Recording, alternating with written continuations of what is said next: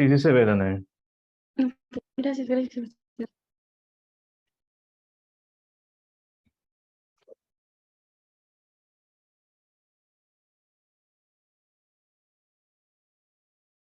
Ya, chicos, buenas noches.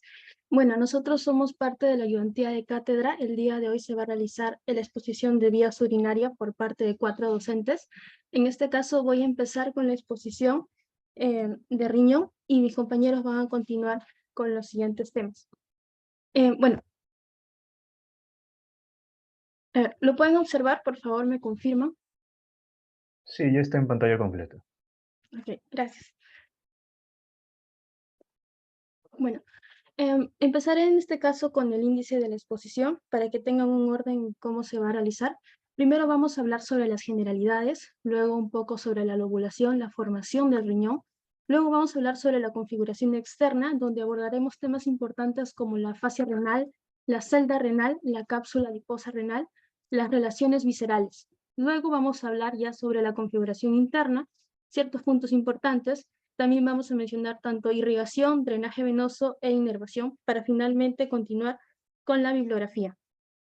Bueno, antes de continuar, siempre es importante mencionarles en este caso que las vías urinarias se van a dividir en este caso en los riñones en cuanto a la función de la secreción de la orina. Luego vamos a tener lo que son los cálices renales, pelvis renal con uretes, que son propiamente los conductos excretores, para luego continuar con la vejiga urinaria, que va a ser propiamente el reservorio de la orina, y finalmente teniendo la uretra, que va a ser el conducto evacuador.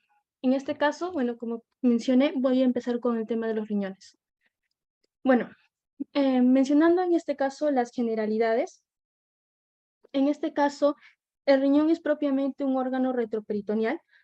Su función propiamente va a ser el ultrafiltrado del plasma para formar la orina, y este va a estar dentro del sistema excretor o genitourinario.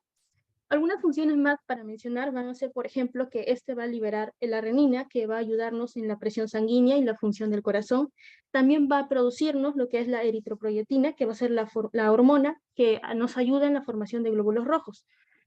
Propiamente va a pertenecer a lo que es el sistema endocrino, y en cuanto a las dimensiones, pues vamos a tener que va a medir 12 centímetros de largo, en 6 centímetros de ancho y 3 centímetros de espesor. El peso va a variar, en este caso ya sea de hombre o mujer, ya que en los hombres va a medir 140 gramos, mientras que en las mujeres 125 gramos. En cuanto a la posición, cuando una persona, pues, en una persona viva, el riñón se va a ubicar entre la vértebra L1 y la vértebra L3. En cuanto al eje, vamos a tener un eje superior hacia inferior y de medial a lateral. O también lo podemos denominar que este eje va a estar colindando sobre el eje del psoas mayor, del músculo del psoas mayor. Listo. En cuanto al color y la consistencia, el riñón en este caso va a tener un color amarronado y va a tener un parénquima muy resistente.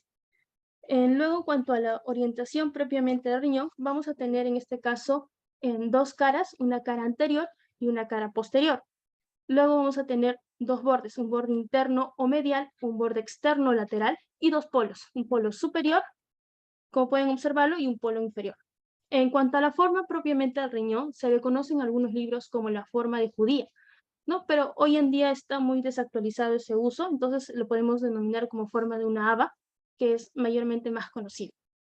Ya, en cuanto a los bordes que ya mencioné, vamos a, en este caso, desmenuzar la información, ya que en el borde lateral o externo tenemos que dividirlo del riñón derecho y del izquierdo. En el caso del riñón derecho, vamos a tener del borde derecho inferior, que vamos a encontrarlo inferior al hígado, en este caso acá, no sé si pueden observar mi puntero, y en el caso del riñón izquierdo vamos a tener con el borde del vaso y el colon ascendente. Y en este caso el colon descendente estaría en la parte anterior del riñón. En el caso del borde medial o el borde interno, este se va a dividir en tres. Vamos a tener primeramente una zona suprailiar, luego vamos a tener propiamente el ilio renal, para finalmente tener el subiliar. En el caso del ilio renal, que es donde vamos a encontrar que ingresan las estructuras, como podemos observar en la imagen, vamos a tener al seno renal. El seno renal justamente nos va a dar el paso hacia el pedículo renal, donde vamos a poder ver la estructura que está ingresando tanto la vena, la arteria y la pelvis renal. Dato que vamos a hablarlo más adelante. En el caso de la zona subiliar vamos a tener que este está colindando con el ligamento uretero-renal. En el caso de la formación del riñón, es importante mencionar que vamos a tener la lobulación. ¿Qué es la lobulación? Bueno, en el caso de los mamíferos, justamente nosotros vamos a tener la formación de lóbulos, que esto va a ser muy característico en nosotros, y pues en el feto, como podemos observar, estas son unas imágenes del libro Scandalakis, de cirugía quirúrgica, en el cual podemos observar, por ejemplo, un feto de 5 o 8 semanas, donde podemos estar observando la formación de los lóbulos. Luego tenemos en un niño pequeño, donde se da la formación de estos lóbulos hasta los 4 años. Desde esta edad ya desaparecen estos lóbulos, para tener luego en la fase adulta solamente estos pequeños vestigios de la formación de los lóbulos. En el caso de los medios de fijación, es importante mencionar que va a haber dos formas. Una forma tradicional que se observa sobre todo en los libros más antiguos, cómo lo clasifican. Primero van a clasificarlo por el peritoneo parietal. Antiguamente se consideraba que el peritoneo era un medio de fijación. Sin embargo, podemos observar hoy en día que cuando nosotros desprendemos el peritoneo del riñón, pues no va a quedarse totalmente en un medio estático, por lo cual esta forma ha sido totalmente descartada. Por lo cual vamos a tener un ablazamiento del peritoneo donde no va a haber desplazamiento.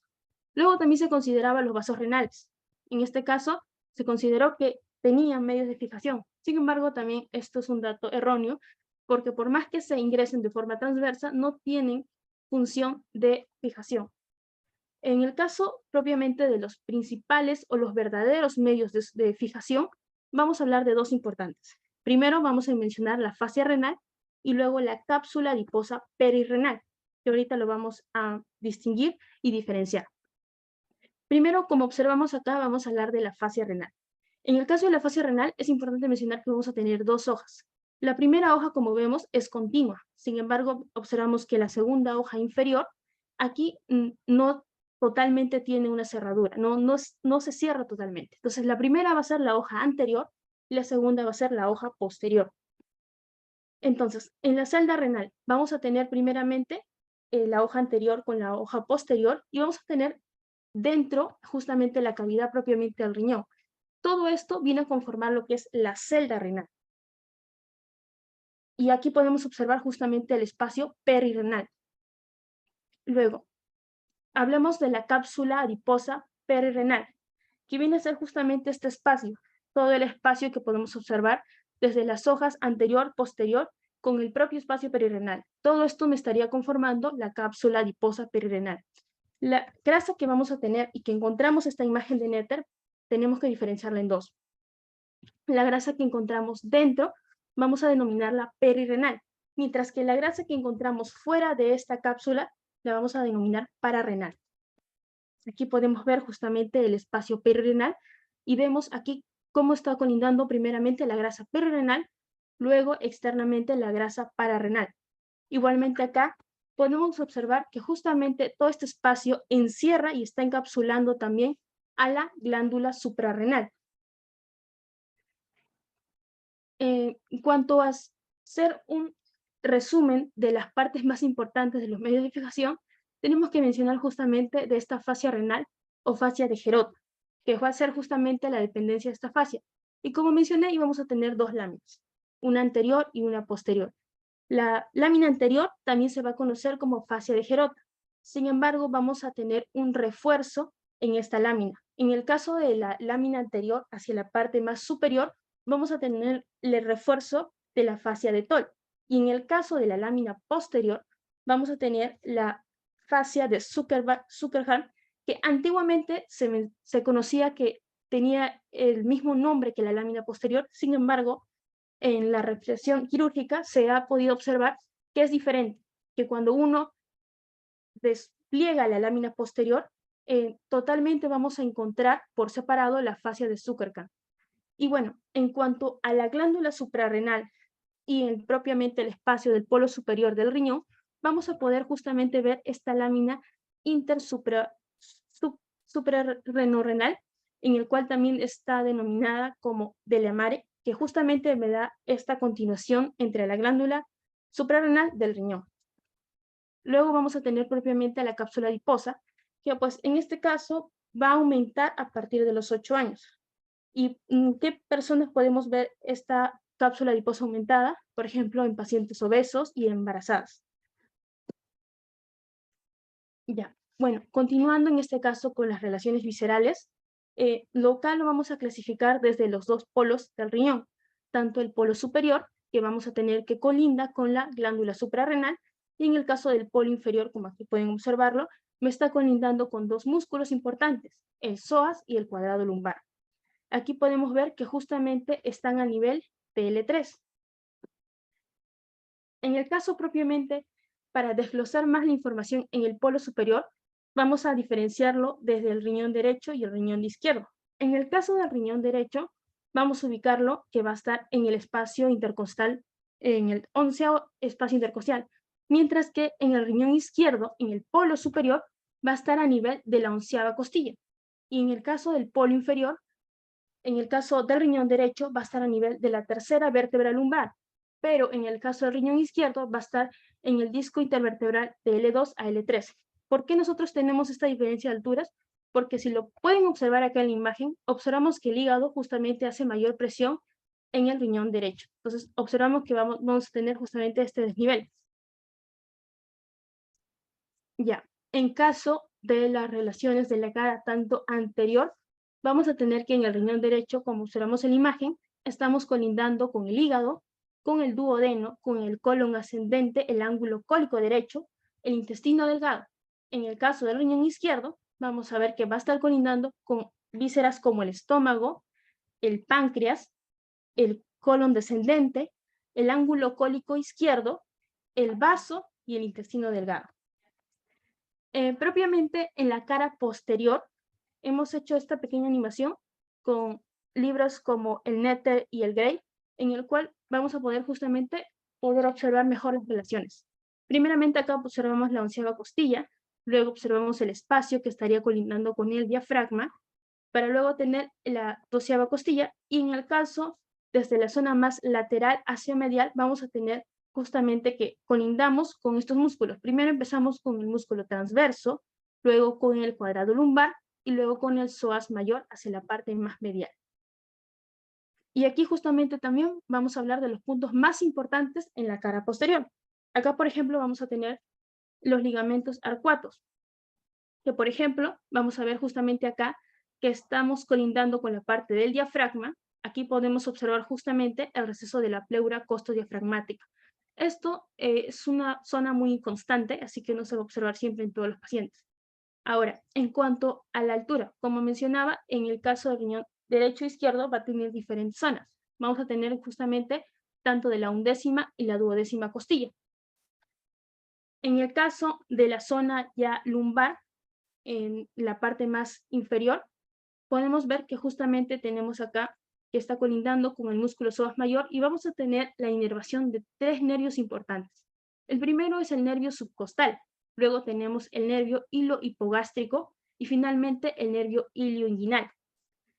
En el caso también de las relaciones en los músculos en la parte de la zona posterior, podemos observar justamente acá, en esta imagen transversa, como podemos ver el músculo del psoas mayor, el músculo del cuadrado lumbar, y hacia la zona más posterior también vamos a poder observar, por ejemplo, los músculos erectores de la columna y el dorsal ancho. Y acá observamos la aponeurosis del músculo transverso del abdomen. Bueno, en la configuración interna. Nosotros en la configuración interna tenemos que mencionar que vamos a tener justamente esta cápsula renal. Esta cápsula renal va a ser muy decolable en pacientes que tengan el riñón sano.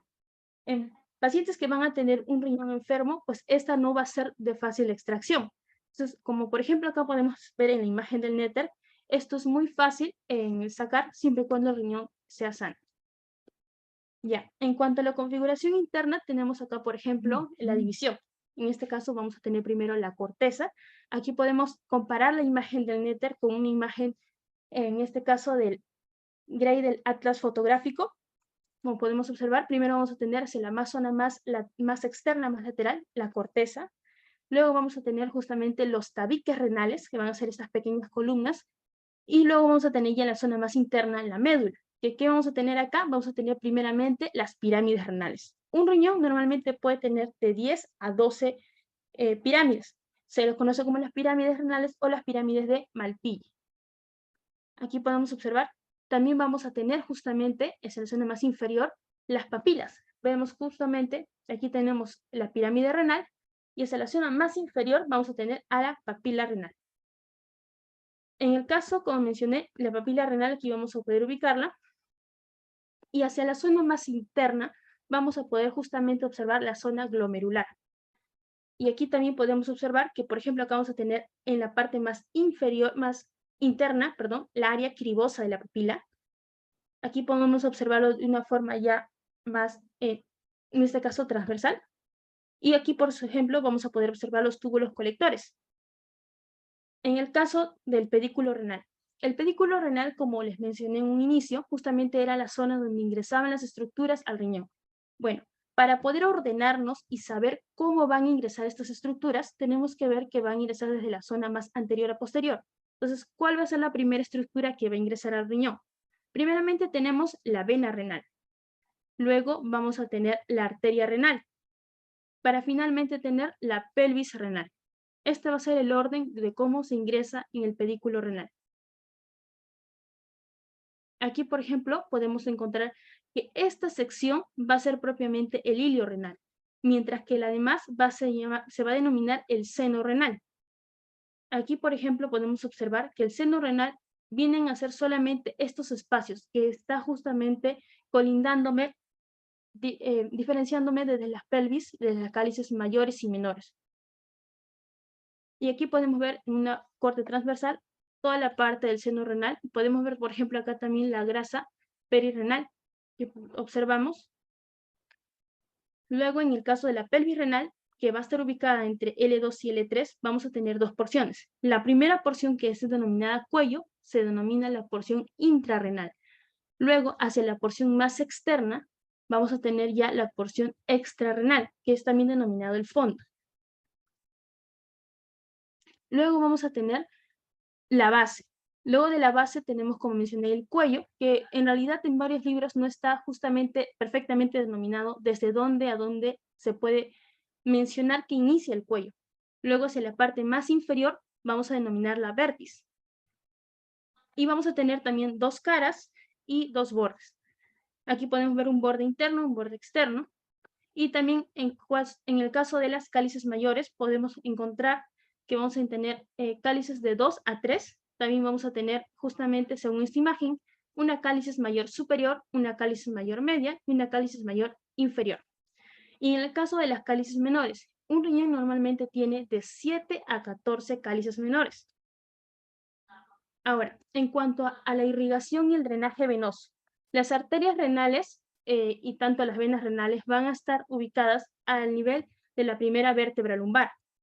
Aquí, por ejemplo, podemos ver en el caso de la arteria renal derecha, que primeramente, como observamos en la imagen, vamos a tener justamente que primero vamos a tener la aorta abdominal y vamos a tener a la vena cava inferior. Entonces, observamos aquí, en el caso del riñón derecho e izquierdo, que, por ejemplo, en el caso de la arteria renal derecha, como podemos observar, va a ser justamente más larga.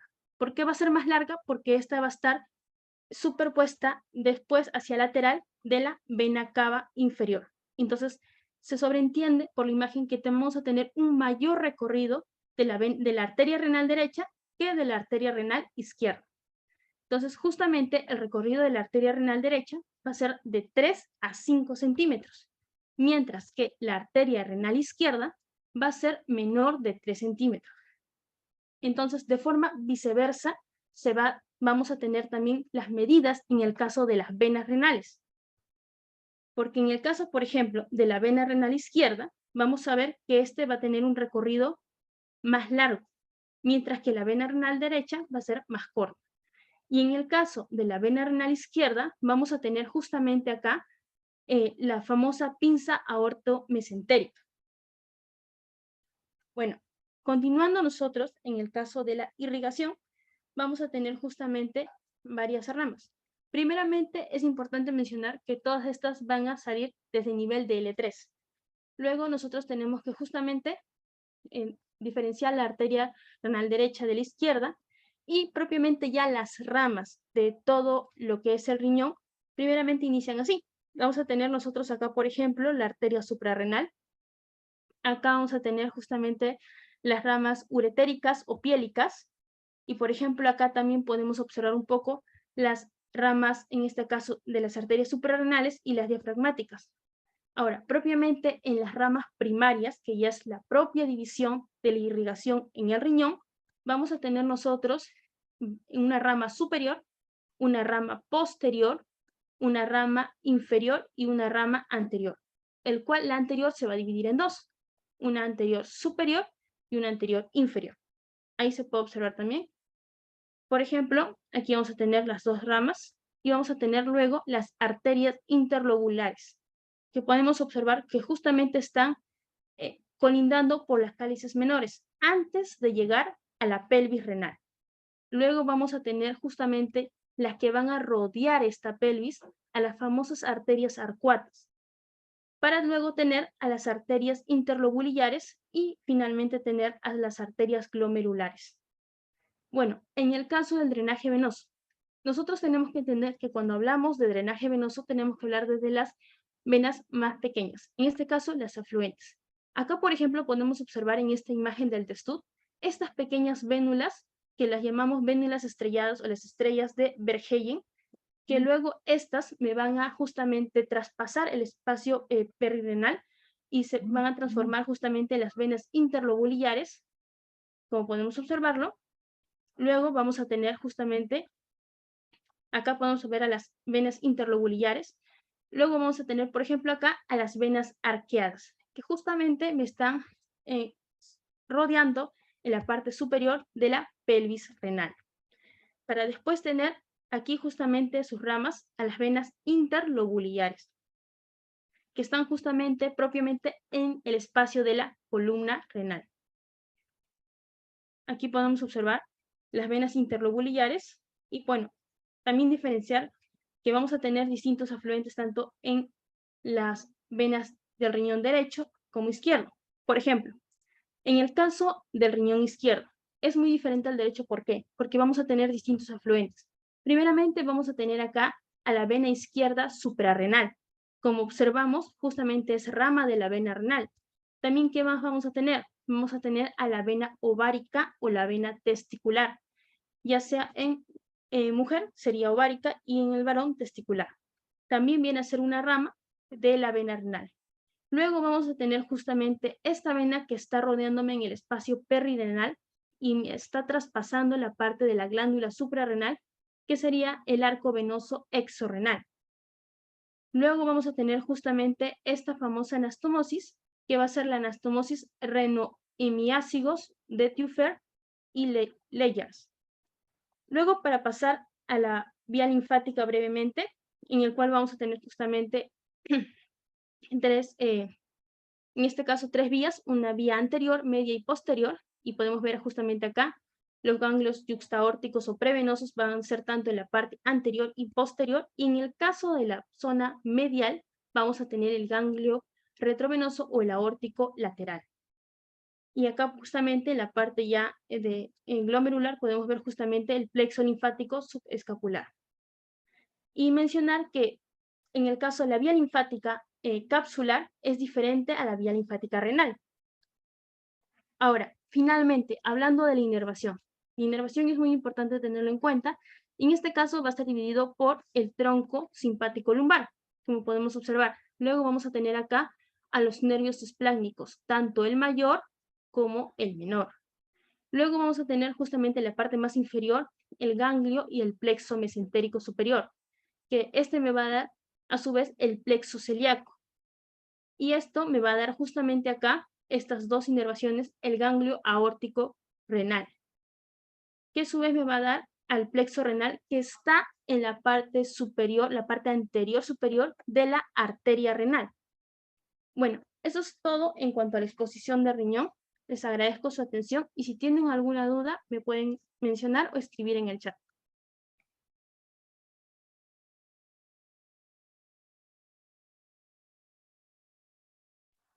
Ya chicos, si desean pueden hacer sus preguntas, dejar al ayudante, en este caso a Danai, y las pueden dejar en el chat. Descansamos un minuto y vamos a ir ahora con uréteres. Así que la ayudante para uréteres se puede hacer presente mientras van dejando sus preguntas en el chat.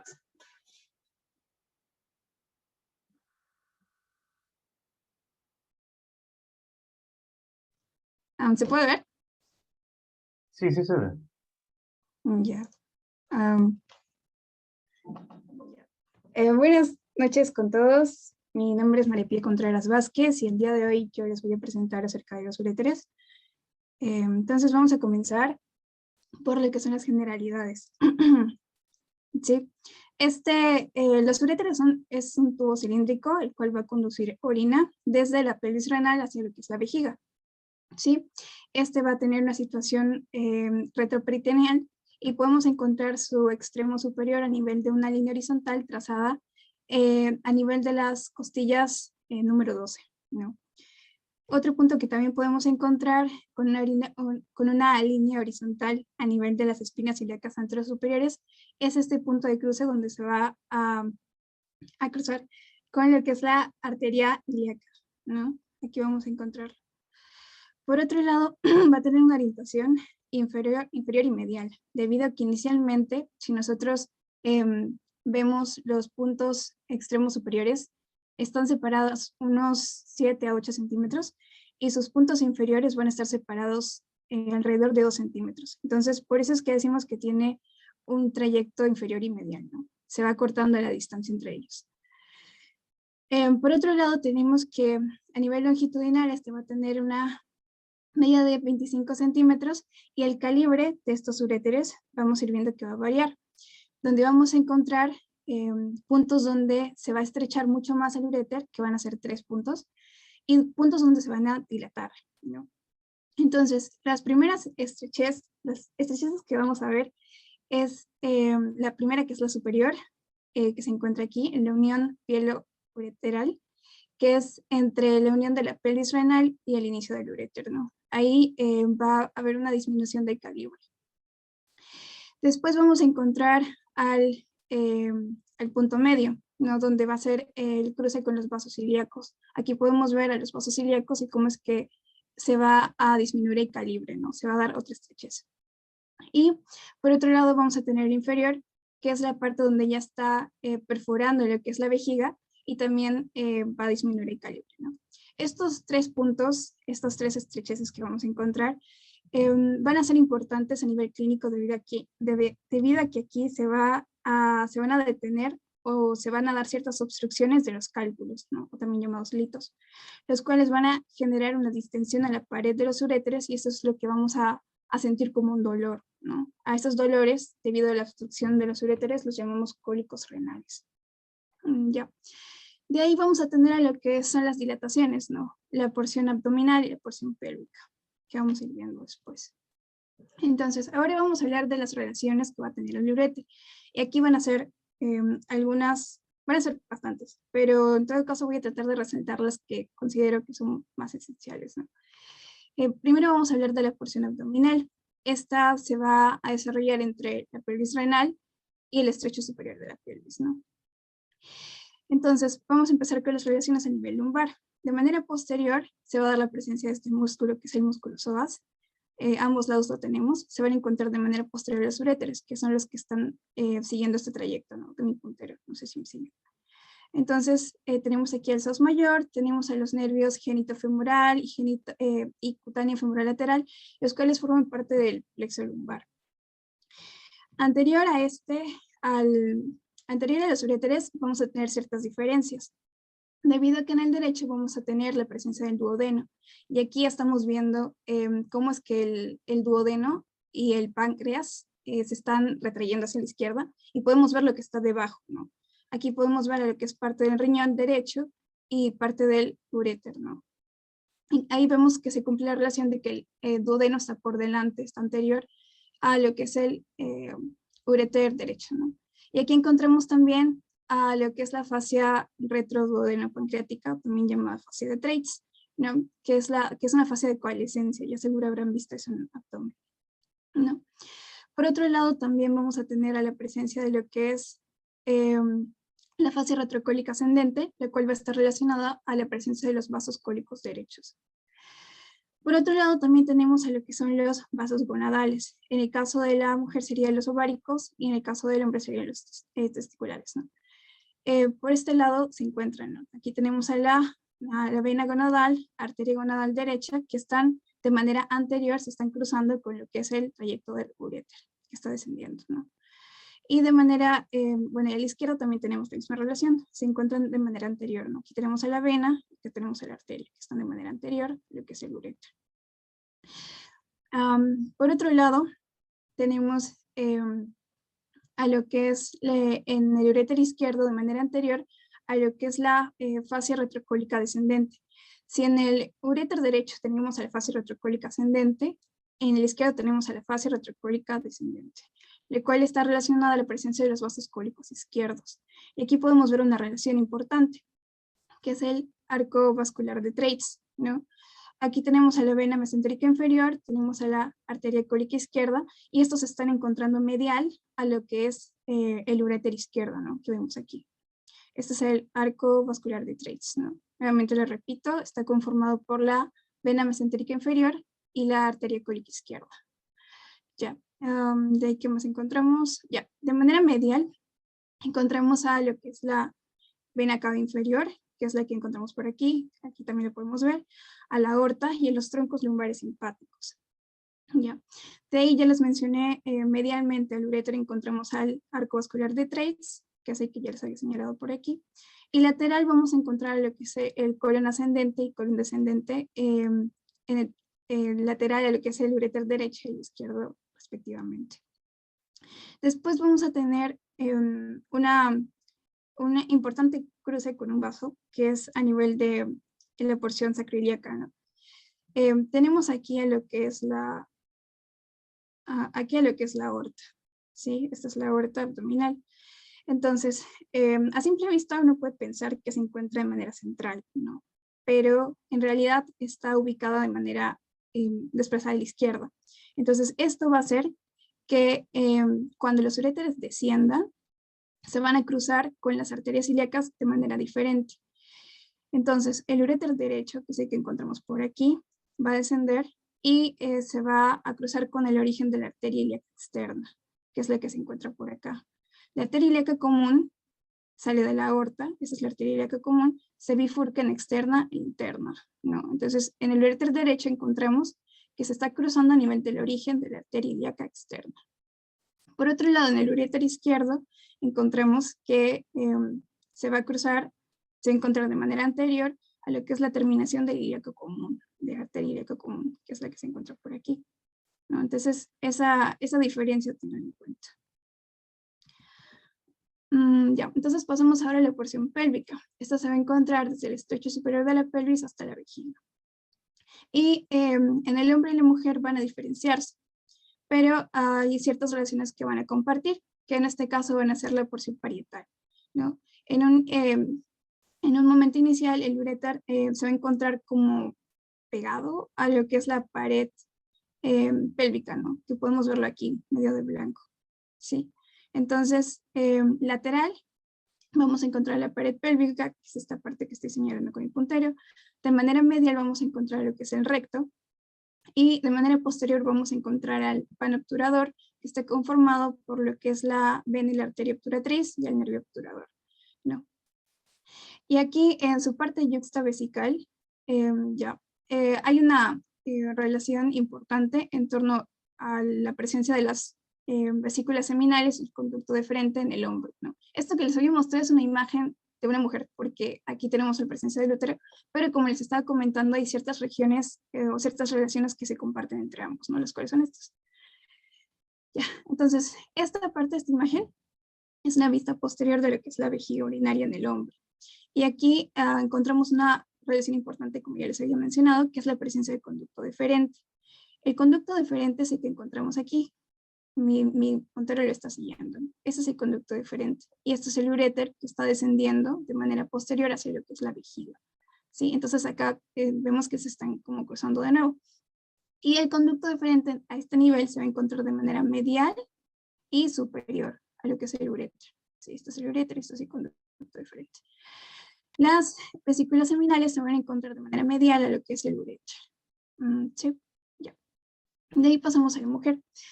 En la mujer podemos diferenciar el uréter en su porción pélvica en 3 porciones debido a la presencia de ligamento ancho, que es este ligamento que se va a encontrar en forma como de alas que se están extendiendo de manera lateral.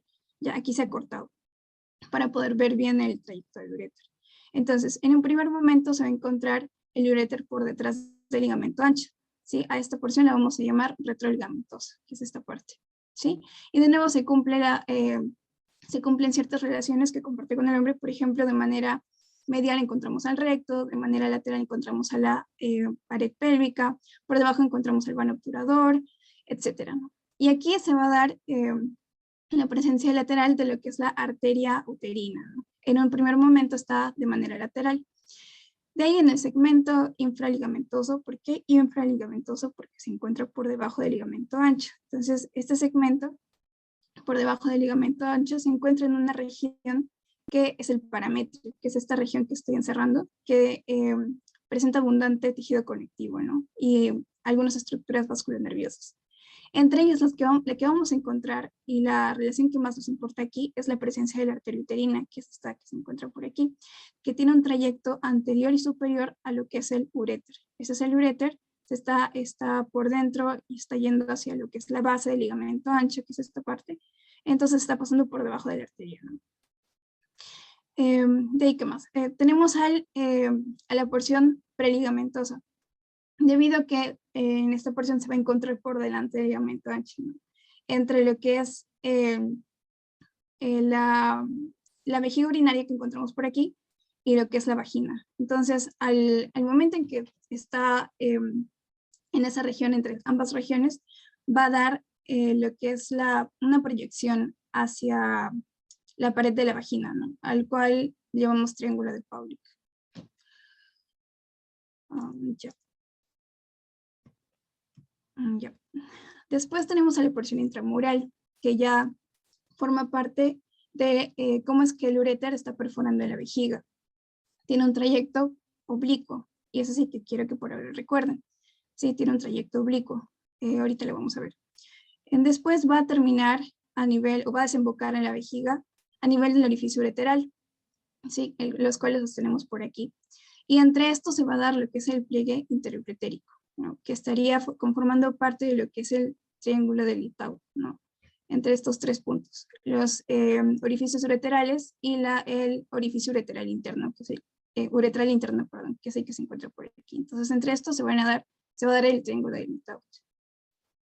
Entonces, debido al trayecto oblicuo que tiene el uréter dentro de la vejiga, aquí lo estamos viendo, es que al momento de la micción, lo que va a pasar es que los músculos de la vejiga se van a contraer y van a hacer que las paredes del uréter también se contraigan, ¿no? Y eso evita que la orina desde la vejiga pase al uréter, ¿no? Entonces, la presión de la pared vesical sobre las paredes ureterales impide el flujo retrógrado durante la micción. Por otro lado, tenemos la vascularización del uréter. Y vamos a recordar algunas relaciones que tienen con ciertos vasos importantes, ¿no? De manera superior vamos a encontrar la arteria renal y esta va a estar dando una rama que es la arteria ureteral superior. Por otro lado, en la porción media, vemos cómo es que la arteria gonadal, que ya les había explicado que pasaba de manera anterior, está dando ramas también para la porción media. Tenemos también a lo que es la aorta, que a este nivel está dando también sus ramitas. Y tenemos a la arteria ilíaca común, que también está dando sus ramas para la porción media. A esta rama, que vemos un poco más larga, vemos que es la arteria ureteral inferior, ¿sí? Por otro lado, en su porción inferior está recibiendo irrigación a través de la arteria ilíaca interna y a las arterias vesicales superior e inferior. Ya, ese es el trayecto que les había mencionado. Y por otro lado tenemos a la inervación. En el segmento superior va a estar inervado por lo que es el plexo renal, plexo aórtico. De manera medial tenemos a la presencia del plexo hipogástrico superior y en el segmento inferior estaría inervado por el plexo hipogástrico inferior. Por otro lado, el dolor somático referido del uréter se puede apreciar a nivel del flanco del laringinal y del escroto y va a estar transmitido por los nervios desde T11 hasta L2, principalmente L2. Y eso sería todo, chicos. Muchas gracias.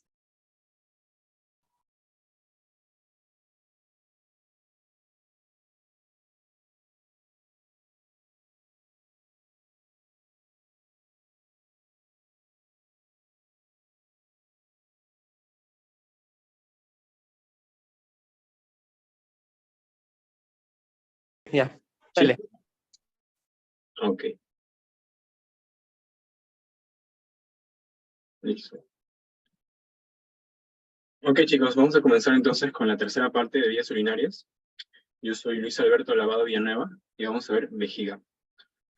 Antes vamos a ver un barrido general de todo lo que vamos a ver. Tenemos a las generalidades, vamos a pasar luego con la configuración externa, con la configuración interna y, por último, la celda vesical y la vascularización de la vejiga. Primero vamos a comenzar definiendo lo que es vejiga.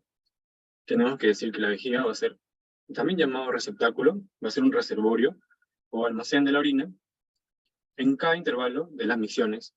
Es decir, la orina va a llegar por los uréteres, se va a almacenar en la vejiga y luego va a ser expulsado hacia el exterior por medio de la uretra. Para seguir viendo más detalles de la vejiga, primero tenemos que ubicarnos. ¿Dónde se encuentra? En la pelvis. La pelvis va a estar conformada por los huesos coxal, a ver, aquí el puntero, los huesos coxal, el hueso sacro y el coxis. Y vamos a poder definirla, o dividirla, perdón, entre dos pelvis. Una pelvis mayor, o pelvis falsa, y una pelvis que es inferior, llamada la pelvis menor o pelvis verdadera. Aquí tenemos dividida en dos colores. El de color verde, más claro, va a ser la pelvis mayor, esta parte de aquí, y hacia inferior tenemos a la pelvis menor o pelvis verdadera, que es justamente donde se ubica la vejiga. Ahora sí, vamos a ver una definición más completa. La vejiga va a ser un órgano pélvico que tiene una etapa abdominal, es decir, en la etapa prenatal, incluso después de nacer también, se va a encontrar completamente en el abdomen y luego un tiempo recién se vuelve a su posición común, que va a ser dentro de la pelvis menor. También para entender a la vejiga vamos a ir con los prefijos más utilizados, que van a ser estos de aquí, vésico y cisto, que justamente van a hacer referencia a la vejiga. Pueden ser como vésico prostático, vésico púbico, y en cuanto a cisto, puede ser cistoscopía, cistografía, cistitis también. Entonces no olviden, cuando hablemos de vésico o cisto, va a hacer referencia directamente al órgano de la vejiga. Ahora, también tenemos que entender que la vejiga va a tener dimensiones variables, de acuerdo a su estado de llenura o su estado de vacuidad. El estado de llenura se puede llamar represión, y el estado de vacuidad o la vejiga vacía va a ser el estado de depresión. Además, también sus dimensiones pueden ser variables de acuerdo a la edad y de acuerdo al sexo. Por ejemplo, en la edad tenemos que la vejiga puede ser de forma piriforme, es decir, en forma de una pera, cuando uno todavía es niño. Y en cuanto al sexo, podemos decir que en la mujer la vejiga va a ser un poquito más ancha y además tiene una capacidad ligeramente mayor a la de un varón. Las relaciones que tiene la vejiga va a ser común para varón y mujer en cuanto al suelo pélvico y el pubis. Pero cuando hablamos de una relación en cuanto a una vejiga de varón, tenemos aquí a la próstata hacia inferior y hacia posterior tenemos a las vesículas seminales y también a los cordones espermáticos que se encuentran aquí hacia posterior. En cambio, en una mujer tenemos aquí a la vejiga y hacia posterior encontramos que tiene una relación directa con el útero. Tiene acá una relación con el cuello, con el cuerpo y también con el fondo del útero, aunque un poquito menos.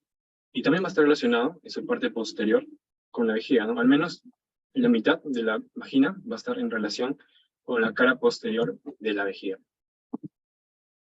Ahora vamos a hablar de la configuración externa. Tenemos dos formas básicas, que va a ser una vejiga vacía, que va a ser este dibujo, y una vejiga llena. La vejiga vacía va a tener una forma aplanada y raras veces va a tener una forma esferoidal. En cambio, una vejiga llena va a ser de forma ovoidea. Como les dije, también va a tener una forma piriforme, una forma de pera, que va a ser más estrecho hacia posterior y más grueso hacia posterior y más estrecho hacia superior. Y las capacidades que podemos decir que tiene la vejiga van a ser una capacidad fisiológica que va desde 150 a 500 centímetros cúbicos, pero si lo ponemos en un término medio, va a ser de 300 centímetros cúbicos. Otras capacidades que también podemos nombrar va a ser la capacidad máxima en el ser vivo, que va a ir de 2 a 3 litros, si es que esta represión o llenamos a la vejiga de forma lenta. En cambio, en la capacidad máxima en un cadáver, ya que este va a ser un poquito más rígido, el tejido va a ser un poquito más rígido, estamos hablando de 1000 a 1200 mililitros, y esta capacidad fue descrita por el anatomista de Stott. Ahora vamos a hablar sobre la vejiga vacía, posteriormente vamos a hablar de la vejiga llena. Para entenderlo, vamos a presentar aquí un tetraedro, que no es un tetraedro regular, ya que las caras no van a ser completamente iguales. Y está. Y lo que vamos a hacer es voltearlo. Lo volteamos y tenemos este tetraedro. Esta va a ser como que una forma más didáctica de entender a las caras de la vejiga. Hacia posterior vamos a encontrar aquí de color amarillo, a la base o fondo de la vejiga. Hacia superior tenemos la cara superior de la vejiga y tenemos también las caras laterales, completando todas las caras de la vejiga. Pongo aquí los diferentes autores, porque lo que estamos viendo aquí del tetraedro es mencionado por el libro Gray y también por el Testud, que justamente el Testud es un libro un poco más complejo, en cambio el Gray es un poco más básico, pero tienen esa confluencia de ideas de conformar una vejiga en forma de tetraedro. En cambio, el libro Rubier lo menciona solamente en 3 caras, en cambio el Pro en 5 caras.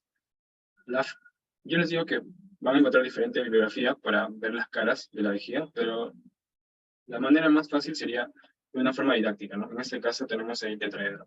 Y ahora sí, si ponemos una imagen más realista de la vejiga, sería esta de acá. Pero igual podemos reconocer ahí su base o fondo de la vejiga, y ese superior, como vemos aquí, cubierto de peritoneo, tenemos a la cara superior, y también aquí una cara lateral, ¿no? Adicionalmente, podemos mencionar aquí al cuello de la vejiga, que justamente va a ser su parte más inferior, o su porción más inferior. También vamos a describir bordes, tiene 3 bordes, 2 laterales, uno aquí, y obviamente hacia el otro lado también va a haber un borde lateral, y hacia el posterior encontramos un borde más, ¿no? El borde posterior. Vamos a mencionar también, para describirlo, 3 ángulos, uno hacia anterior, que va a ser el ángulo anterior, o también llamado vértice de la vejiga, y hacia posterior y laterales vamos a encontrar los ángulos laterales que van a ser la llegada de los uréteres. Siguiendo con la configuración externa, vamos a encontrar los detalles de cada una de las caras. Primero vamos con la cara superior. Tenemos que esta va a ser cóncava y además triangular. Esta cara aquí va a ser la superior y va a ser triangular con vértice en el uraco, o también llamado ligamento umbilical medio, y hacia el posterior vamos a encontrar como una base al borde posterior justamente de la vejiga.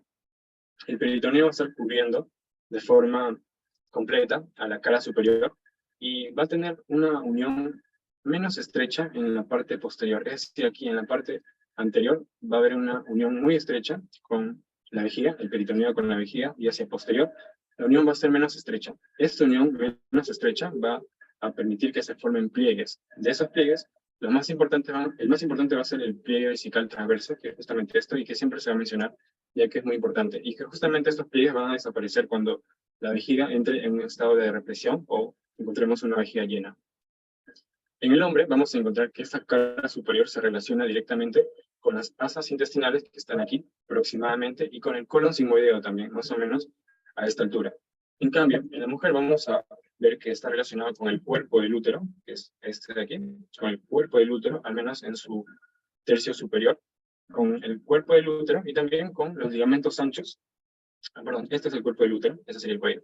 Este es el cuerpo del útero y también va a estar relacionado con los ligamentos anchos que van a tener una continuación con el peritoneo, que justamente está revistiendo esa cara superior.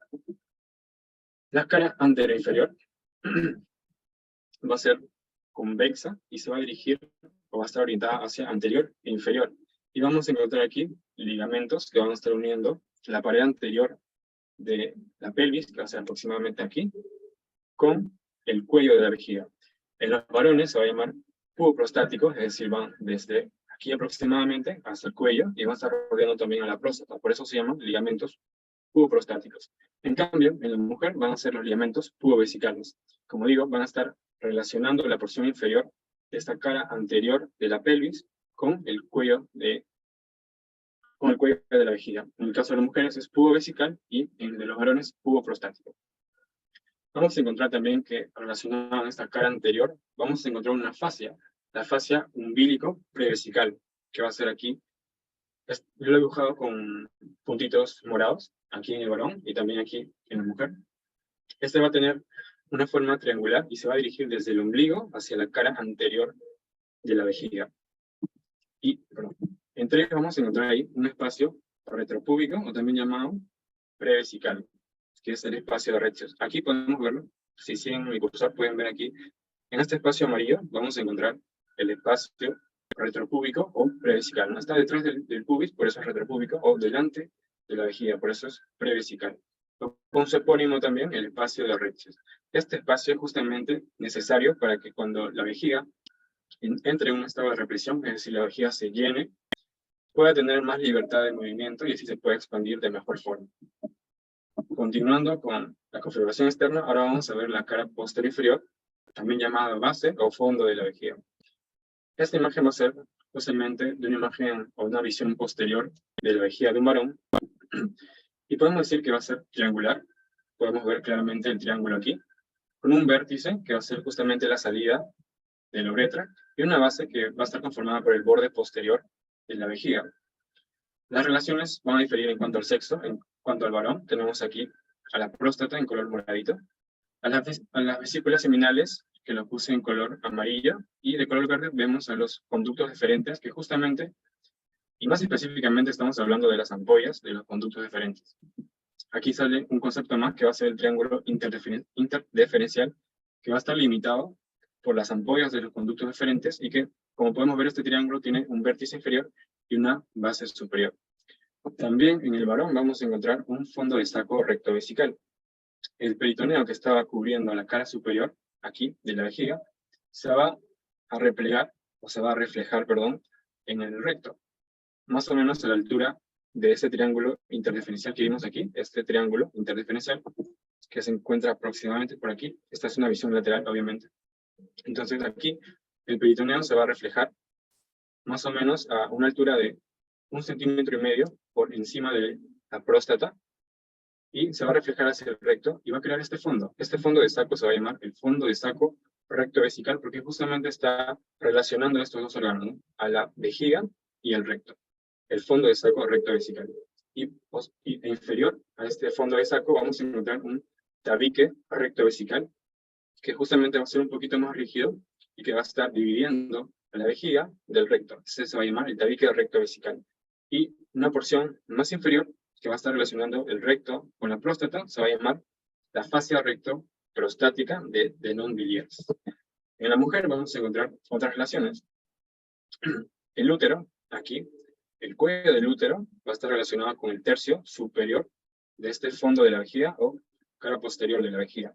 Y el resto, los restantes, es decir, 2/3 inferiores de esta cara posterior, van a estar relacionados con al menos la mitad del conducto vaginal. Aquí también vamos a encontrar otro fondo de saco, el llamado fondo de saco vésico-uterino. Es lo mismo, el repliegue del peritoneo que cubre la cara superior de la vejiga se va a reflejar en el útero y va a crear este fondo de saco aquí de morado, que se va a llamar el fondo de saco vésico-uterino. Y también vamos a encontrar una forma de tabique, pero en este caso va a ser una lámina vésico-vaginal. No tiene la conformación tan rígida de un tabique como el del hombre, que es el tabique rectovesical, sino por eso se le llama lámina vésico-vaginal. Aunque alguna bibliografía también lo llama tabique vésico-vaginal.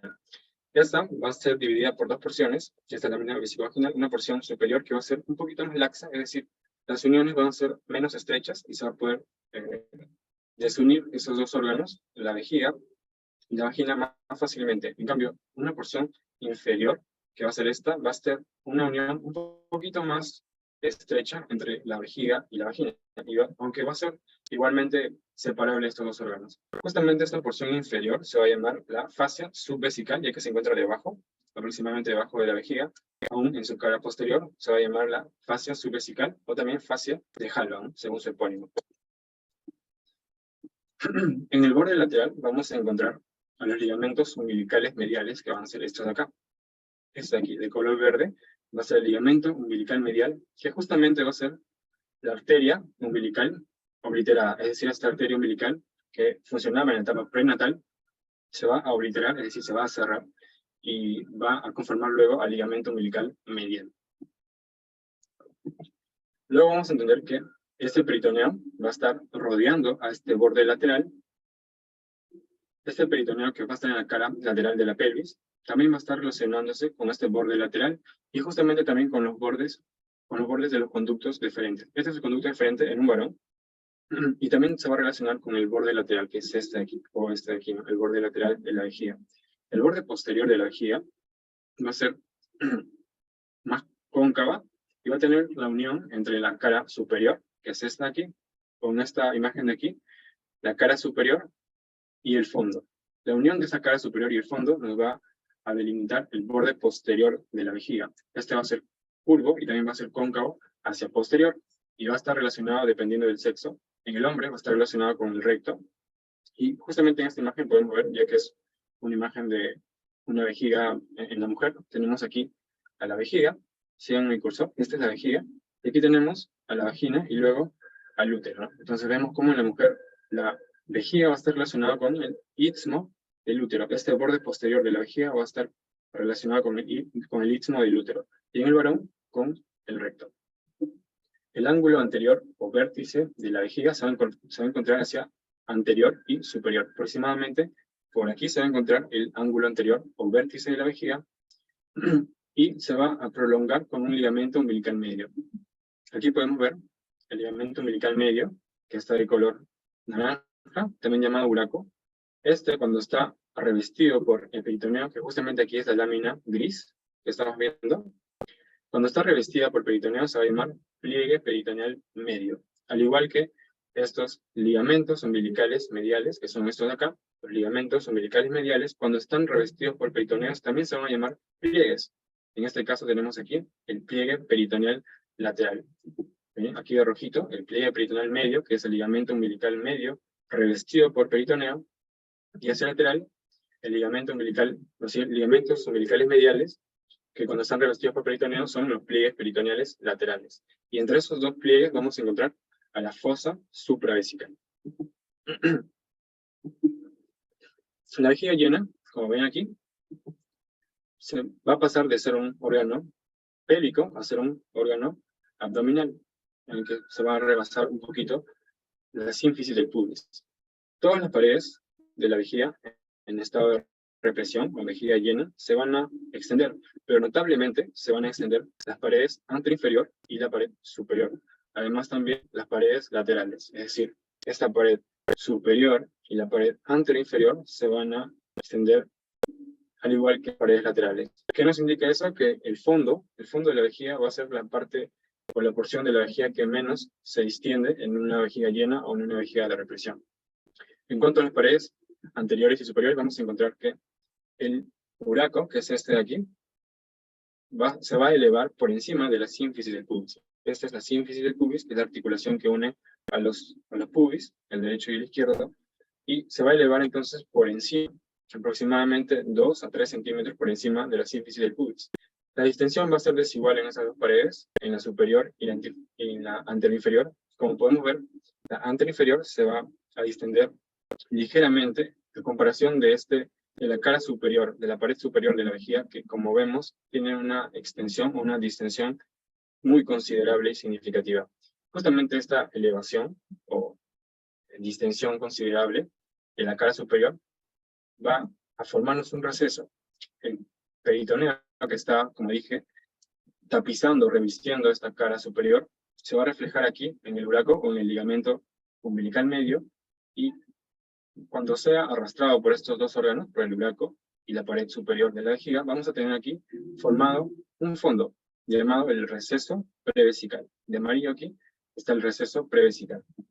En las paredes laterales vamos a encontrar que los bordes, que antes eran llamados bordes, cuando la vejiga se llena, es decir, cuando la vejiga está en represión, van a formar caras, las caras laterales, que aquí si siguen las líneas punteadas de color morado, vamos a encontrar a las caras laterales que justamente se van a revestir del peritoneo, de las caras laterales del pelvis, de la pelvis. Aquí tenemos la pelvis, de su cara lateral, vemos que aquí está revestido por peritoneo. Cuando la vejiga se llena, vamos a notar que este peritoneo va a estar revistiendo esas caras laterales, que antes eran bordes laterales. En la configuración interna de la vejiga vamos a encontrar que la superficie va a ser roja y además, y que como dato adicional podemos decir que en el cadáver va a ser de color gris.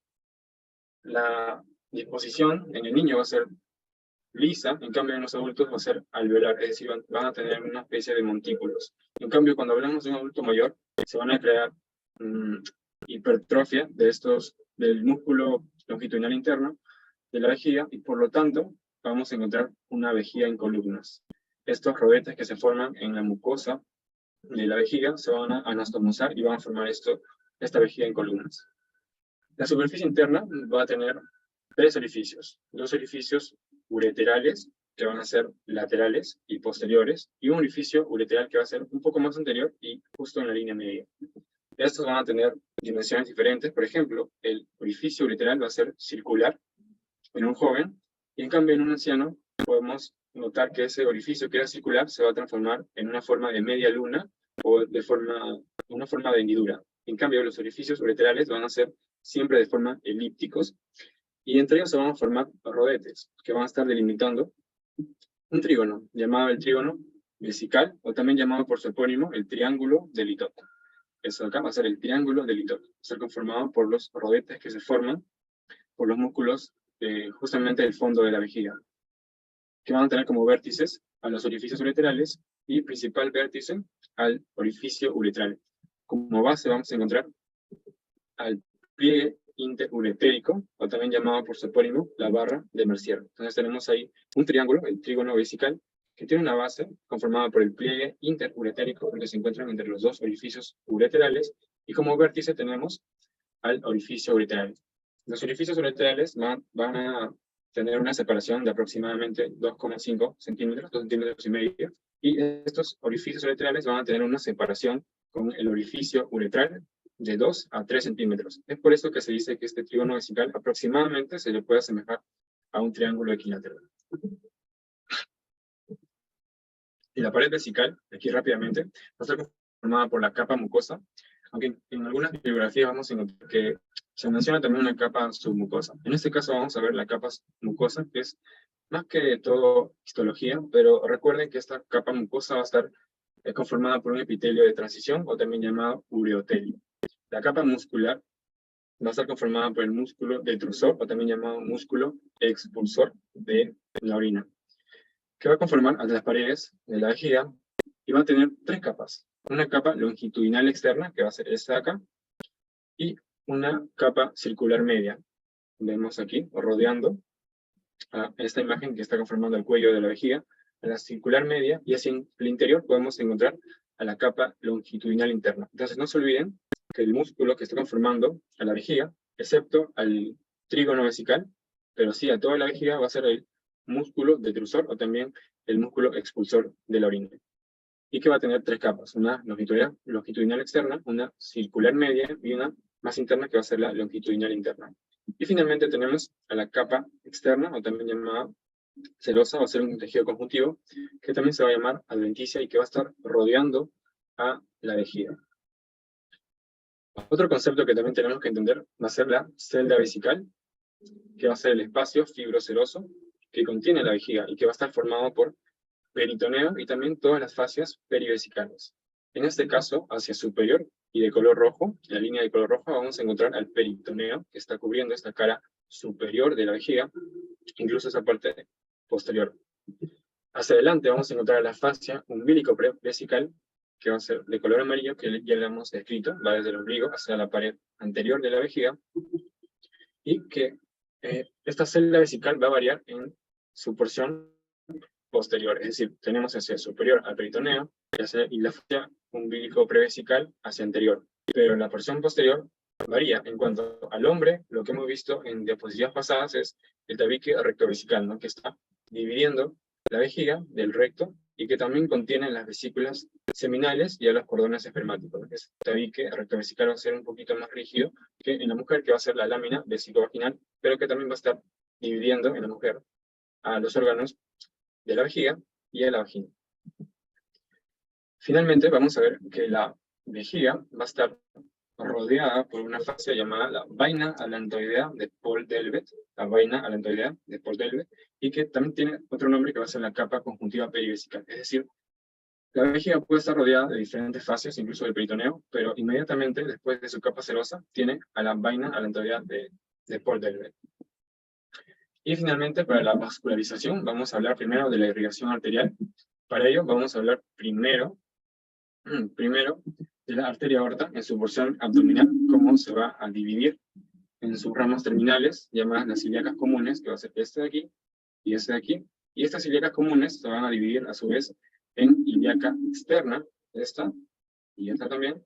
Y finalmente, y también va a dar otra rama que es la arteria ilíaca interna, que es esta y esta, o también llamada arteria hipogástrica. Justamente esta arteria va a ser la protagonista, porque va a ser la que va a irrigar a la vejiga.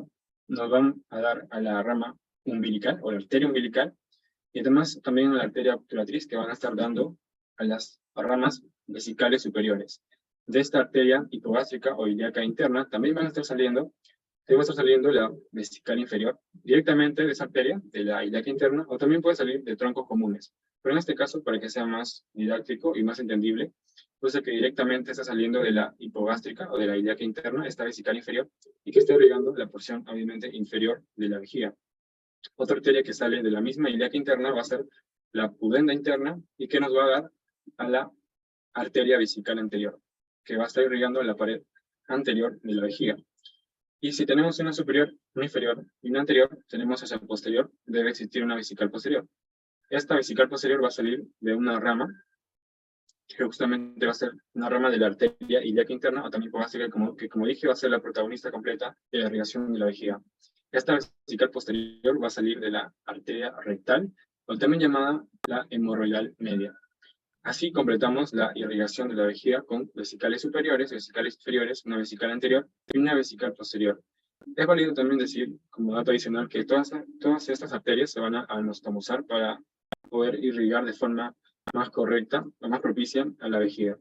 Finalmente vamos a hablar del drenaje venoso, y por ello, igual que como hicimos aquí, vamos a definir algunas venas importantes. La vena cava inferior va a ser la confluencia de las dos venas ilíacas comunes, y esta a su vez va a ser confluencia también de las venas ilíacas externa y de la vena ilíaca interna, que va a ser esta aquí. Al igual que en la irrigación arterial, vamos a ver que en el drenaje venoso, la vena que va a ser protagonista va a ser la vena ilíaca interna, que es justamente la que va a recibir todo el drenaje venoso de la vejiga. Hacia anterior, vamos a tener, antes de eso, toda la vejiga va a tener un drenaje venoso por una red superficial, y esta red superficial se va a unir hacia los plexos. Aquí he dibujado en forma de Michi a los plexos venosos, uno anterior, que va a ser el plexo prostático, o también llamado por su epónimo, el plexo de Santorini. Hacia anterior, hacia laterales tenemos a los plexos vésico-prostáticos, y hacia posterior tenemos al plexo venoso seminal. Y todos esos plexos van a estar desembocando o drenando a la vena ilíaca interna, que justamente luego va a pasar a la vena ilíaca común. Estas dos venas ilíacas comunes se van a unir y van a formar la vena cava inferior, y esta va a llegar al corazón. Ok, chicos, aquí termino. Esta es la bibliografía. Y gracias por su atención. Hemos visto la tercera parte de vías urinarias, ahora vamos a pasar con la cuarta parte, que va a ser uretra.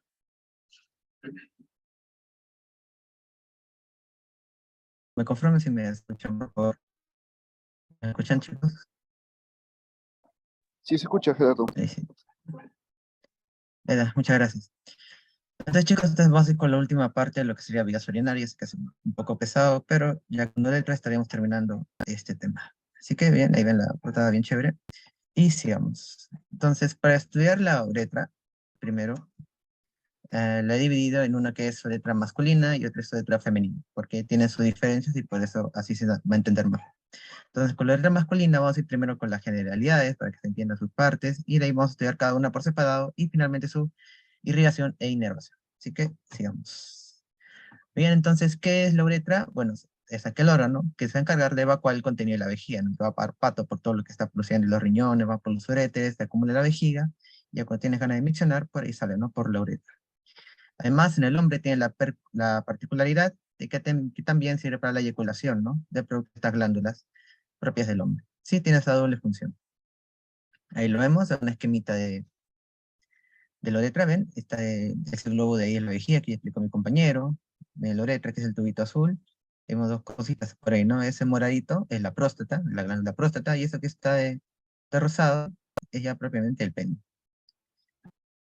Ahora, sobre su recorrido, vamos a ver que se va a extender desde acá, que ya vimos, ¿no? La parte del cuello de la vejiga inferior, hasta el meato urinario, ¿no? La parte más externa que ya se abre hacia el exterior. Así que vamos a ver sus partecitas. Aquí los vemos, vean. Primero viene por acá, pasa vertical a la próstata, ¿no? Ven cómo la atraviesan. Aunque si bien puede haber casos en que va un poco más hacia anterior o hacia oblicuo, de manera oblicua, es común verlo así, ¿no? Lo pasa de manera vertical a la próstata. Luego vemos, seguimos, ¿ven? Cómo atraviesa esta partecita de acá, atraviesa esta tablita, que es el diafragma urogenital. Ahí lo está atravesando. Esa es la segunda porción. Seguimos por aquí, y lo ven luego. Ahí está, esta es la parte correspondiente al pene, es la parte esponjosa o peniana, ¿sí? Ahí lo ven. Además, como vimos, ven, primero va por la próstata, vimos que va por el diafragma, luego cambia de ángulo, ¿no? Cambia de dirección, se desvía, sigue avanzando y luego cambia de dirección otra vez. Sí, eso quiere decir que esta uretra va a tener ángulo, ¿no? Hay un ángulo, es este primerito de acá, este que estoy pintando de celeste, que es el ángulo subpúbico. ¿Por qué le llamo subpúbico? Porque tomamos con referencia a la sínfisis púbica, ¿no? Pasamos por debajo de esta, a unos 2-3 centímetros más o menos, o centímetro y medio, ahí está el ángulo subpúbico, a nivel del bulbo del pene, ¿no? Esa partecita. Luego, un poco más hacia adelante, ¿no? Está el ángulo prepúbico, y lo estoy pintando de verde. Está el ángulo prepúbico, ¿no? Que obviamente, en caso, ¿no? Por cosas del destino, si el pene estuviera en erección, este ángulo desaparece, ¿sí? Porque cambia de dirección hacia adelante, hacia su oblicuo, y este ángulo desaparece, ¿no? Entonces también eso nos permite diferenciar dos porciones, ¿no? Una porción fija y otra porción libre, o que puede variar, ¿no? La porción fija corresponde a lo que está más hacia el posterior, ¿no? Lo que es la porción prostática y la porción membranosa, que atraviesa la membrana, ¿no? La gris y la naranja. El resto correspondería a la parte libre. ¿Sí, chicos? Estamos con las porciones. Luego, pues la constitución que tiene la uretra, y más o menos parecido a lo que es la vejiga, va a tener una parte muscular y otra mucosa. La muscular va a tener dos capitas, una longitudinal e interna, y otra circular externa, que es importante, ¿no? Porque va a formar el esfínter interno de la uretra, que ahorita vamos a ver. Entonces, otra cosita que debemos recordar sobre la uretra son sus dilataciones. Ahí las vemos, ¿ven? Una es el seno prostático, que está aquí a nivel de la próstata, aquí lo ven. Lo vamos a ver mejor más adelante, cuando hablemos de la uretra prostática, pero ahí lo ven, ¿no? A nivel de la próstata. Luego, vemos la porción del fondo de saco vulvar, que está a nivel del bulbo del pene, ¿no se acuerdan? Que les dije. Ahí está el angulito también, el ángulo subpúbico. Ahí está. Y finalmente, tenemos la parte rojita, que es la fosa navicular, o fosa balánica, ¿no? Que está a nivel de la cabecita del pene. Entonces, hay dilataciones, entre esas dilataciones hay estrecheces, partes más amplias. La primera, esta parte arribita, en el cuello de la vejiga, o sea, es a nivel del esfínter interno que les comentaba. El otro es la porción membranosa, ¿no? Está atravesando aquí el diafragma urogenital. Luego está la porción entre el bulbo y la fosa navicular, aquí está. Y finalmente el orificio externo, ya por donde sale la orina, ¿no? El meato urinario. Ahí. Y finalmente, sobre sus longitudes, normalmente puede variar de entre 16 a 25 centímetros en los varones, dependiendo de, bueno, muchas cositas. Y en su porción en sí, la más grande obviamente va a ser la esponjosa o la peniana, ¿no? Esta de acá, que les comentaba. La más chiquita es la membranosa, esta cortita de acá, que son unos 12 milímetros. Y la otra es la prostática, que va de 2 a 3 centímetros más o menos. ¿Sí? Ahí estamos con las porciones y sus longitudes. Entonces, ahora ya que hemos visto sus porciones, vamos a ver La primera, que es la uretra prostática. Lo vemos, sus características, porque es importante. Uno, porque va a impedir la eyaculación retrógrada. Ya les comenté que la uretra tenía las borones, dos funciones, ¿no? Una para evacuar el contenido de la orina y otra para la eyaculación. Precisamente esta porción prostática está diseñada para que no haya una eyaculación retrógrada, es decir, para que no vuelvan de donde ha venido. Además, ese recorrido va un poco hacia anterior, o sea, no es tan vertical como les comentaba, sino que se angula un poquito hacia adelante, precisamente por esta cosita que ven acá, esto como un ojo, ¿no? Que también ese ojo de acá es parte de la configuración interna de la próstata. Vamos a ver. Pero antes hay que comentarles sobre la porción intramolar, ¿no? Que ya les dije hace un ratito, que le decía el esfínter interno de la uretra, aquí está, aquí se los coloreo. Ahí está, ahí vemos el esfínter interno de la uretra, que viene a la capa circular externa, ¿no? De la uretra, que ya les comenté. ¿Ve? Ahí lo ven, la porción intramolar. ¿Por qué intramolar? Porque quiere decir que está dentro del muro de la vejiga, ¿no? En relación a esta y al cuello. Ahí lo vemos. Entonces, ahora sí, vamos a la configuración interna de la uretra prostática. Hay que tener en cuenta ciertas estructuras importantes. Y las vemos con colorcitos para que no se pierdan. Nos vamos primero por la cresta uretral. Ahí lo ven, eso de color doradito. La cresta uretral es una elevación de mucosa en la cara posterior de la uretra. Ahí lo ven, ¿no? Que se prolonga, ahí. Seguimos por acá, este lo montaron, ahí está el coloreo de rojo, que es esta entrada alargada que se continúa de la cresta, ¿no? Que es más prominente, y lo ven. Luego, en este veromontaron, o también llamado colículo seminal, hay un fondito saco, este orificio, que corresponde al utrículo prostático, que es un rezago embriológico de los conductos paramesonéfricos, ¿sí? Este acá al medio, que está en el vértice del colículo seminal, o veromontaron, ahí lo ven. Y lo que no es un vestigio embriológico son los conductos eyaculadores, que están aquí al costadito. ¿Lo ven? De verdecito. Están los conductos eyaculadores, ¿no? Para donde se va a verter el contenido del semen hacia la uretra para que se dé el proceso de eyaculación. Ahí lo ven, ¿no? Ahí están dos acá al lado. Además, en la otra imagen aquí en la esquina pueden ver que el colículo seminal lo montaron. Hacia adelante también hay pliegues de mucosa llamados los frenos del colículo. Está a los lados de la cresta uretral. Y finalmente, ven esto que he remarcado de amarillo, que lo he encerrado, ¿no? Ven que hay bastantes agujeritos que están desembocando ahí. Eso de ahí son los senos prostáticos. ¿Por qué? Porque ahí se vierte el contenido de la glándula prostática, ¿sí? Ahí se vierte y por eso se le llama seno prostático. ¿Dónde están? Ya lo vimos. A los lados del colículo seminal o veromontano. Ahí lo ven, ¿no? De amarillo. En las dos imágenes, ¿sí? Ahí están, los senos prostáticos. Muy bien, entonces ahora podemos pasar a la uretra membranosa. Entre sus características tenemos que, como les comentaba, es la porción más chiquita de la uretra, ¿no? De unos 12 milímetros, además es la menos dilatada. Está rodeada de músculo tanto estriado como esquelético, es decir, voluntario e involuntario, y eso va a ser importante porque aquí va a estar el esfínter externo de la uretra, ¿no? Ya les comenté el interno, que está en el cuello, ¿no? ¿Te acuerdan? La porción intramural. Aquí va a estar el externo. Vamos a hablar un poco más de él más adelante. Además, esta posterior va a estar en relación al recto, y separado por él por el triángulo recto uretral, ¿no? Que está ocupado por un músculo del mismo nombre, hacia posterior. Otras cositas que debemos recordar, que a veces se suelen confundir acá, es sobre las glándulas de Cooper, que dice la voy a colorear, miren, ahí están de moradito, que lo vean de nuevo. Ahí están las glándulas de Cooper. ¿Dónde están? Están hacia posterior y hacia el lateral de la uretra membranosa, ¿no? Son dos, ahí están hacia los lados, ahí lo ven dibujada. ¿Y qué es lo importante acá? Que su contenido, o sea, si es una glándula, tiene que verter su contenido hacia un lado, ¿no? En este caso va a ser hacia la uretra, pero no hay que confundirse, no desemboca en la uretra membranosa, sino desemboca en la uretra peniana, la que está más abajito, ¿no? La siguiente porción. Ahí está. Ahí veo que vean el conductito, ¿ven? La uretra membranosa es esta de acá, la que estoy sombreando, que está atravesando por este platillo, ¿no? Que es el diafragma genital. Vean que no desemboca ahí, desemboca un poquito más abajo, ¿lo ven? Correspondiente ya a la uretra esponjosa o peniana. Otra cosa importante que les comenté es el esfínter externo de la uretra, o también llamado rap de esfínter. Ahí lo ven, lo vemos en el recorte para que lo vean mejor. ¿Ven? Ahí lo voy a colorear. Vean el esfínter cómo se colorea. Entonces ya coloreado podemos notar muy bien cuál es su forma, ¿no? podríamos pensar como un esfínter, ¿no? Que es como un anillo, ¿no? Como otros esfínteres que conocemos, pero en realidad no es así. Es un esfínter incompleto hacia posterior.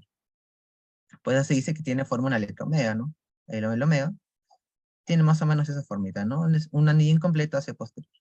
Que también es importante que recuerden que a diferencia del interno, este tiene control voluntario, es decir, que cuando tú te aguantas ahí para ir al baño, aquí estás usando al esfínter externo de la uretra, ¿no? Por control voluntario. Y está inervado además por el nervio pudendo. ¿Sí? Eso no se deben olvidar, chicos. ¿Por quién está inervado? ¿Y cuál es su diferencia con el esfínter interno de la uretra? Sí, eso es importante que recuerden. No se olviden, es voluntario. Cada vez que te aguantas para orinar, ahí está tu esfínter externo. Bien, entonces ahora podemos pasar a lo que es la uretra esponjosa. O la uretra peniana también, ¿no? ¿De dónde a dónde va? Obviamente, ¿no? Ya hablamos de la uretra membranosa, entonces va a ir de eso. La fase inferior, de este diafragma, ¿no? O sea, donde termina, hasta el meato urinario o u orificio externo de la uretra, ¿no? Para liberar el contenido hacia el exterior. Además, este mismo lo podemos dividir en dos partes.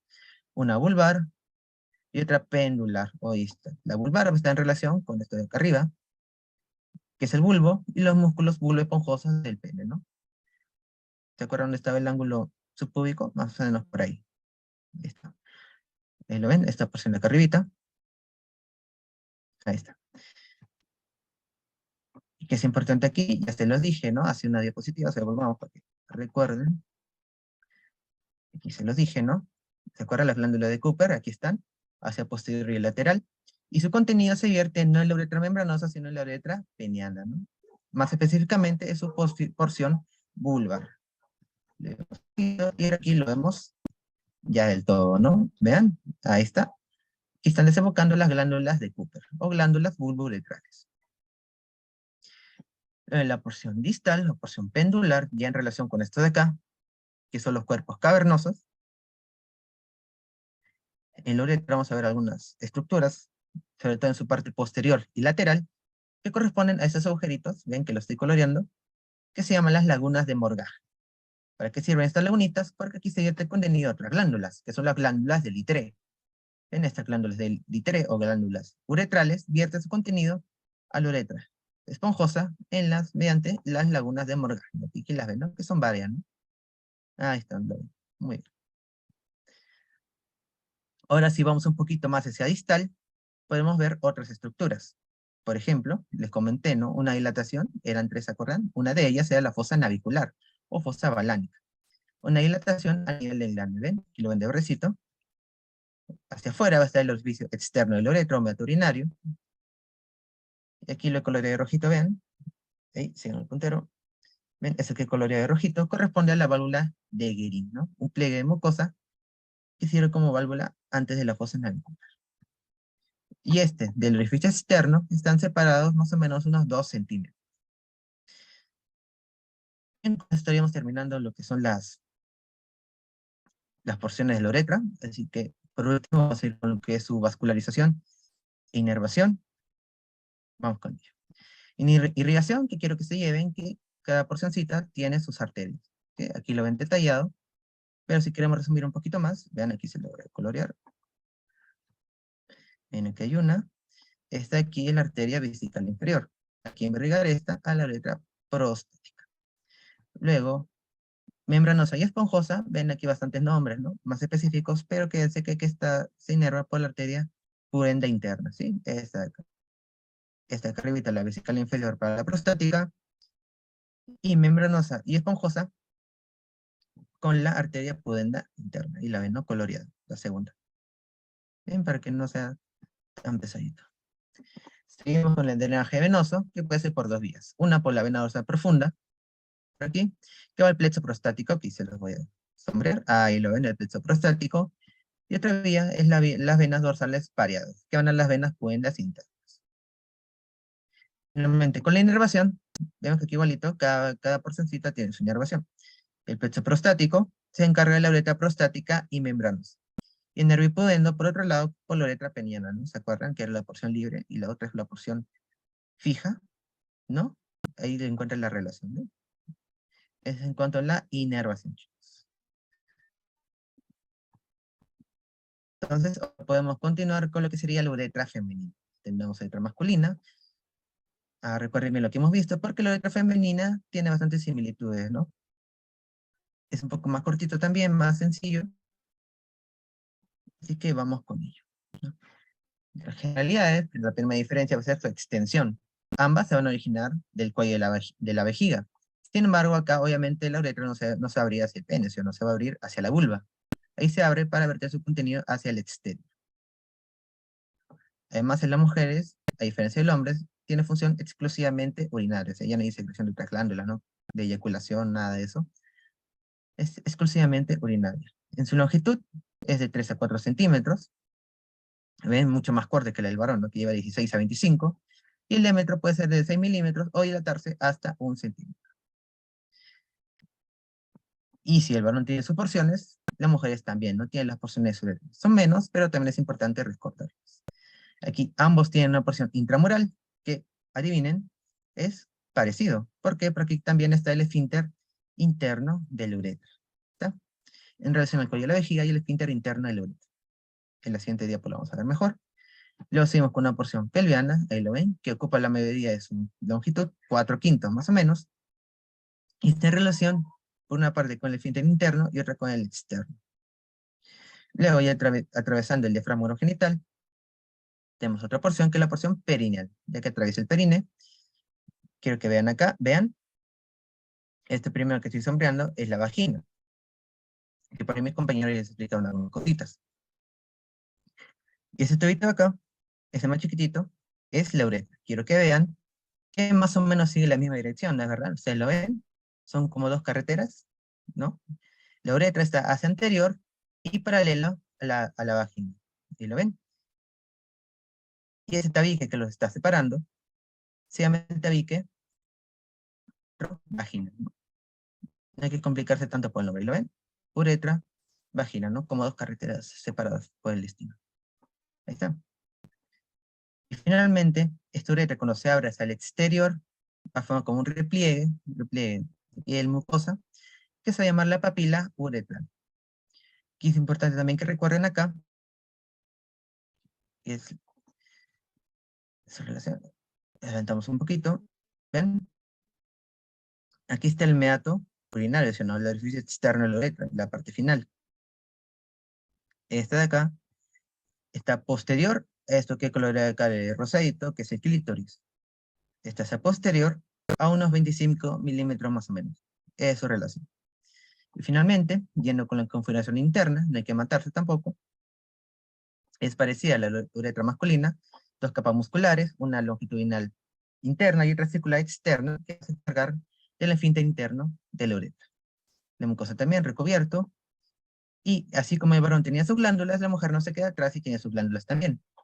En este caso, esta que estoy coloreando, véanlo, ahí están, de moradito, son las glándulas de Skene. Donde vierte su contenido, lo vierten hacia los lados del orificio externo de la uretra, ¿no? Ahí está, glándulas de Skene, contenidas en el seno de la pared muscular de la uretra. Ahí está. Y tiene su contenido, no se olviden, ahí ven el tubito, hacia los lados del orificio externo de la uretra. Muy bien, entonces sigamos. Otra cosa importante, interesante, que hay que recordar, es el esfínter externo de la uretra. En el caso de las mujeres es un poco diferente al del varón. No sé por qué. Obviamente va a corresponder al segundo sistema de cierre, ¿no? El primero es este de acá. Vean, el esfínter interno de la uretra en correspondencia al cuello vesical, ¿no? Tiene su músculo, ¿no? Circular externo. ¿Y en qué se va a aparecer también? Que va a ser incompleto hacia posterior. Dice. Le voy a dibujar la musculita para que lo vean bien. Tenemos los tres. Ahí están. Vean, uno de rojo, uno de celeste y uno de verde. El rojo es el esfínter de la uretra, el otro el esfínter uretrovaginal y el de verde el esfínter compresor del uretra. ¿Sí lo ven? Está con colorcito para que no se pierdan. Y vean acá cómo solo lo cubre hacia anterior y hacia los lados. ¿Lo ven? En la parte posterior no está completa. Un poco parecido al varón, ¿es así? Ahí estamos. Otro detallito también es que estos dos últimos músculos, el uretrovaginal y el esfínter compresor de la uretra, además de comprimir la uretra, también comprimen a la vagina. ¿Ven? Son de ambos, van con los dos. Pero que tienen como estos tres que trabajan como un equipo. Estos tres actúan como unidad. Así permiten la compresión de la uretra y que de esta manera no se o se haga la continencia urinaria, ¿no? Voluntaria. ¿Ves? Y aquí igualito va a estar inervados por el nervio pudendo, ¿no? Porque es un esfínter voluntario. Ahí está, parecido. Ahí encuentran la relación entre ambas células. Más un detalle importante es que si bien les menciono que estos músculos comprimen la uretra y evitan o favorecen la continencia, ¿no? Y evitan la pérdida de orina, también hay otro mecanismo que es la vasculatura submucosa. ¿Qué sucede? En esta capa submucosa hay bastantes vasitos, vasos, arterias, venas, que al momento de dilatarse o aumentar su irrigación, hacen que estas mismas paredes se separen entre ellas y así favorecer el cierre de la uretra. ¿Ven? Son dos mecanismos entonces. Bien, ahora finalmente vamos con la vascularización y la inervación. Ahí estamos. Actualmente dividimos la uretra en tres, una proximal, una media y una distal, y cada una va a tener sus arterias. Igualito, ahí está cada su ramita por separado. Y se la señalo, por ejemplo, esta primera de acá, para la porción proximal, es la vesical inferior. Esta acá está con la flechita, vesical inferior. Seguimos, ese de ahí, ya les comento a mi compañera, es la arteria uterina. ¿Ven? Arteria uterina, y la otra acá es la arteria vaginal. Ambas para la porción media y distal. Y también en la distal está la puerta interna. Que quiero que noten acá también, que todas ellas, si se les quiere facilitar un poco más, no se olviden que todo viene de la ilíaca interna, sino la arteria hipogástrica, ya les comenté a mi compañero también. Si queremos ser más específicos, la ilíaca interna, su tronco anterior, no hay dos troncos, uno anterior y otro posterior. Y si queremos ser aún más específicos, vamos a estas ramitas de acá que les mencioné. ¿Sí? Vamos de mayor hacia menor, con la irrigación. Con el drenaje venoso no es tan complicado, es igualmente mediante plexos, van al plexo vesical, y el de este a la vena puede interna. Con la inervación, así como el varón cada porción tenía su inervación propia, aquí les he puesto la inervación de los esfínteres. Vemos este de acá, este que está encerrado con circulitos, es el plexo hipogástrico inferior. ¿Para quién? Para el esfínter interno. ¿Por qué? Porque el esfínter interno es autonómico, ¿sí o no? No es voluntario. Está inervado por fibras autónomas. Ahí lo vemos, el plexo hipogástrico inferior. Por otro lado, tenemos el esfínter externo de la uretra, que es el mecanismo. Ahí lo ven, saliendo de ahí. Es nervio pudendo, nervio para la contracción voluntaria del esfínter externo de la uretra.